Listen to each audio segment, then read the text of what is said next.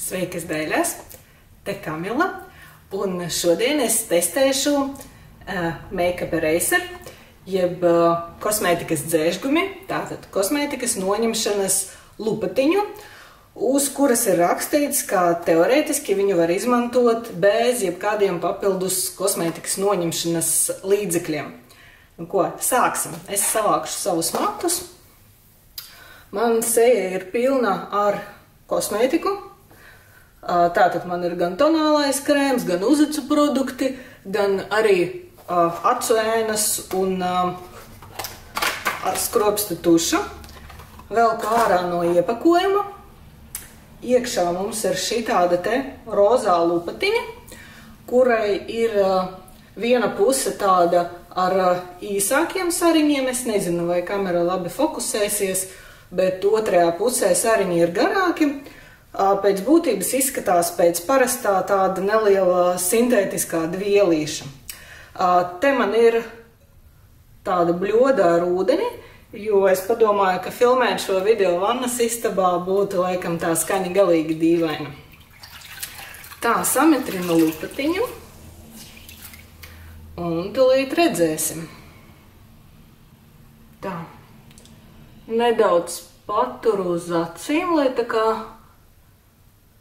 nedaudz atšķaidītu to skropstu tušu un varam redzēt, ka es sāku izskatīties pēc pandas. Tātad, lūk, produkti sāk iet nost. Tā. Lupu krāsa ar vienu vēzienu ir nost, tūlīt es viņu nedaudz izskalošu un saslapināšu no jauna ar siltu ūdeni un pamēģināšu vēl kārtīgi noņemt to acu kosmētiku.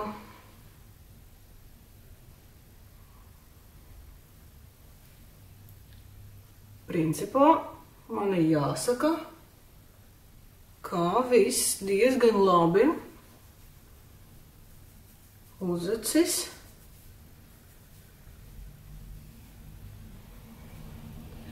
Manas uzacis ir mazliet dīvainā krāsā, jo es tagad mēģinu vienu produktu no Āzijas brenda Miša, kas ir tāds kā 7 dienu flomaster, tetovējums flomasteris, kuru uzklāju uz uzacīm un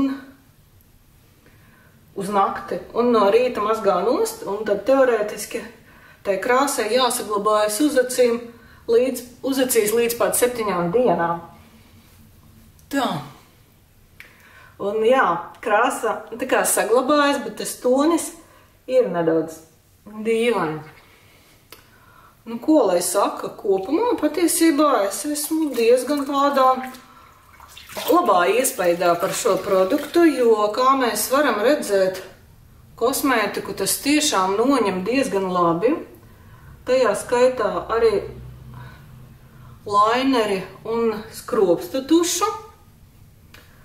Un tātad, jā, te var redzēt, kaut kas neizskalojies, bet patiesībā es pamanīju, ka ar šo produktu ir tā, ka viņu diezgan grūti ir izskalot. Tātad reāli vajadzētu katru reizi viņu mazgāt, vai nu, es nezinu, ar rokām, ar kaut kādām ziepēm, bet es nezinu, vai tas tik vienkārši nāks nost, vai arī kā ražotājs iesaka mazgāt veļas mašīnā. Es nezinu, cik tas dvielītis potenciāli varētu izturēt, bet šeit ir rakstīts, ka viņai vajadzētu strādāt līdz pat 1000 reizēm. Tātad tas nozīmē teorētiski vienreiz nopērts un 3 gadus var ņemt nost kosmētiku. Bet no jautājums arī, kura no mums katru dienu lieto veļas mazgājumu mašīnu.